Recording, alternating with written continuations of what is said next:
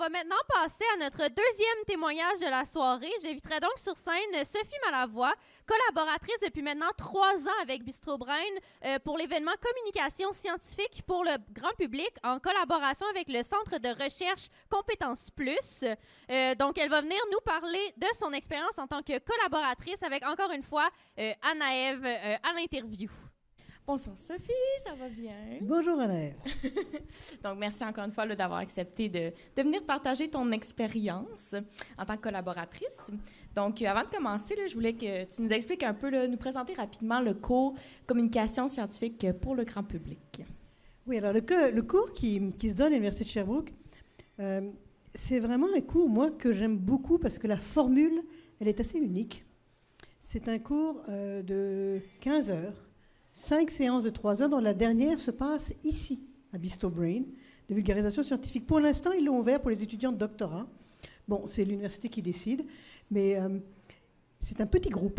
Ils sont peu nombreux et ils vont, au cours des 5 rencontres, travailler la même présentation. On leur donne les bases, les outils, quels sont les éléments à regarder. Mais ce qui est unique, c'est qu'ils ont, souvent dans les cours de vulgarisation, les gens font un retour, à la limite 2. 5, non. Et c'est parce qu'il y en a 5 qu'on voit vraiment un progrès. C'est-à-dire, entre la première présentation et le début du cours, ils présentent un peu leur projet de recherche. Et là, on voit qu'il y a du travail. Et de fois en fois, on se voit de semaine en semaine. À la fin, on arrive à quelque chose, mais c'est vraiment un show, une performance, en 5 séances. Et c'est un cours que moi j'adore donner. On donne ça avec Olivier Robin, qui est professeur à l'Université de Sherbrooke. Et nous, on a du fun à le donner. Parce qu'en plus, c'est passionnant d'entendre parler des recherches, mais la motivation, moi je peux dire que les étudiants qui suivent son cours, j'ai l'impression qu'ils ont du plaisir et qu'ils voient la progression. C'est toujours un événement intéressant là, lorsqu'ils viennent présenter, donc c'est vraiment chouette. Puis comment ça s'est déroulé, là, le processus de collaboration avec Bistro Brain? C'était quoi un peu ton rôle au travers de tout ça? En fait, mon rôle, c'est une bonne idée de collaborer avec Bistro Brain, mais c'est pas moi qui ai eu l'idée. En fait, c'est Olivier, qui est l'autre personne qui donne le cours. Parce que moi, je connaissais Bistro Brain, mais je ne savais pas vraiment où. Je savais qu'il y en avait à Montréal et tout ça. Olivier étant sur place à Sherbrooke, ayant déjà eu des liens, sans doute par ses étudiants, il a dit, parce que je lui disais, il faut qu'il y ait une sortie publique, une pratique, que la dernière se fasse dans un lieu public avec une vraie présentation. Pas juste devant ceux qui suivent le cours. Une vraie présentation devant un vrai public. Et il dit, on va essayer Bistro Brain. Enfin, il avait cette connexion-là, puis après, ça a démarré comme ça. Bistro Brain a tout de suite dit oui. Et ça fait 3 ans. C'est vraiment super, merci. Puis, comment ça s'est passé l'événement en tant que tel? Comment vous l'avez apprécié? Moi, je trouve que ce qui est chouette, je donne ma vision des choses, mais ça fait 3 fois là, qu'il y en a, qu'on en donne, des finales, on appelle ça la finale, où ils présentent vraiment, on a du fun. C'est vraiment une soirée incroyable, où vraiment les gens... ça s'enchaîne, il y a du rythme, il y a 12 présentations qui se suivent, et c'est vraiment des très bonnes présentations. Je trouve que les étudiants font des progrès, mais c'est phénoménaux, et à la fin, c'est vraiment bon. Et ils ont du fun, et je crois que, moi, ce que j'aime, c'est qu'on a semé une bonne graine, c'est-à-dire qu'ils vont continuer à cheminer, continuer à s'améliorer. Ils ont les bases pour savoir quoi regarder. Ils essayent des trucs, certaines choses vont marcher, d'autres pas, et... c'est ça que j'aime, c'est qu'on sent qu'on a semé la graine et que les gens ont eu du fun. Et que ceux qui sont venus écouter sont sensibilisés à la vulgarisation, comme tous ceux qui viennent à Bistro Brain. Et c'est ça l'impact le plus important, je pense. Puis quel type de retombées vous voyez que ça a eu, cet événement-là? Moi, j'en vois beaucoup. Puis il y a la retombée pour la personne qui participe. Elle améliore ses compétences en communication. Et puis, oui, ça peut être un stress. Je comprends... celui qui... Comment il s'appelait son prénom? Je ne sais plus.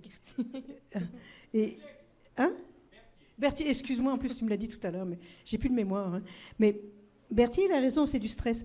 Mais vous avez l'occasion de vous pratiquer, de vous lancer dans un contexte convivial, amical et relativement sans danger. Parce que qu'est-ce qui se passe après dans n'importe quel travail que vous allez avoir à faire? Ces compétences qu'on développe en participant à Bistro Brain ou à d'autres activités de vulgarisation, elles sont essentielles dans votre vie professionnelle plus tard. Vous aurez à parler à des gens qui ne sont pas des spécialistes. Ça peut être des décideurs, des organisateurs, des administrateurs, des communautés qui sont touchées par vos recherches, des collègues. Et vous aurez à le faire. Et vous aurez des fois à vous jeter à l'eau, mais alors avec beaucoup plus de stress et beaucoup plus d'impact si vous vous plantez. Donc ces compétences, plutôt vous les acquérez, mais c'est un investissement, c'est un investissement entrant. Je suis sûre que Bertie a travaillé beaucoup sa présentation, il y a beaucoup de travail. Ceux qui suivent le cours, c'est beaucoup de travail aussi. Ok, on dit 15 heures, mais ils travaillent méchamment entre chaque présentation. Sauf que c'est un investissement. Après, ça va leur servir toute leur vie. Parce que pas uniquement pour les vulgarisations, aussi pour les communications scientifiques. On améliore sa façon de présenter, de parler, d'être capable d'extraire l'essentiel, d'être clair, d'avoir un message, d'être concret, d'être imagé. Et tout ça, c'est des trucs qu'on acquiert que quand on se pratique et qu'on le fait, on le refait. Et en plus, le deuxième impact que je trouve énorme et encore plus important, c'est que moi j'ai connu l'époque où il y avait un peu de réticence de la part des scientifiques à faire de la vulgarisation. Ils sont toujours dans la posture du congrès scientifique où il faut qu'ils défendent la validité de leurs travaux et qu'ils prouvent le sérieux de leurs recherches, ce qui fait qu'ils ne veulent pas, par exemple, qu'on vulgarise certains termes scientifiques parce qu'ils vont dire c'est comme ça qu'on appelle ça chez nous.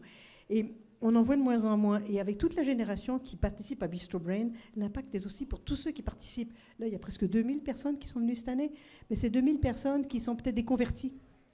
Donc, ça va avoir un impact énorme.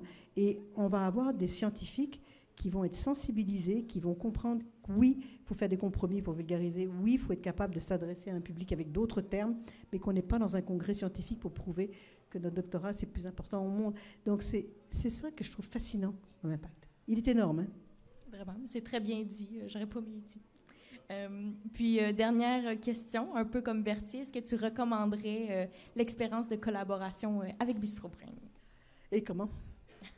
Oui, je le recommande parce que, comme je vous dis, je sais que c'est demandant, surtout quand on est encore dans des études et qu'on est pris par toutes sortes de délais. Mais c'est le moment de le faire parce que ça va vous servir plus tard, ça va vous servir même en sciences. Hein. Et souvent, ce que j'ai vu comme impact, c'est que les gens, en cherchant à vulgariser, sont obligés d'avoir un recul sur leur recherche pour essayer de rendre ça intéressant quand même, pourquoi on travaille. Et des fois, ça redonne du sens à leur recherche. Parce qu'ils peuvent passer 4 ans sur un doc à étudier la petite bibite dans le petit truc, mais à un moment donné, des fois, c'est dur d'être au doctorat là-dedans, on se dit pourquoi je fais ça. Quand on est amené à le vulgariser, il faut faire ressortir la pertinence et l'intérêt d'un travail. Donc, ce travail-là, tu te dis, ah, mais c'est vrai que c'est intéressant et c'est important. Et c'est un remarque qu'on a eu aussi avec ma thèse en 180 secondes. Les candidats, c'est tout d'un coup, ils réalisent que ce qu'ils font est fascinant. Parce qu'ils sont enlisés dedans. Des fois, ils sont... Puis je recommanderais ça. Faites-le. C'est les meilleures conditions pour le faire. Parce qu'après, vous aurez à le faire dans des conditions plus difficiles. Et que plus tôt on acquiert ces compétences, et je vous dis, elles sont essentielles, je n'en reviens pas à quel point c'est important. Moi, j'ai vu la différence, je la vois. Ceux qui savent communiquer et ceux qui ne savent pas communiquer, c'est le jour et la nuit. Faites-le tout de suite. Et même si c'est du stress, même si c'est du temps. Et en plus, c'est le fun. C'est ça l'important. Donc, merci beaucoup pour tes réponses, Sophie. Puis, continuez. Moi, je trouve ça très beau, Bistro Brain. Je trouve ça superbe expérience. Honnêtement, moi, je suis une convaincue. Merci beaucoup.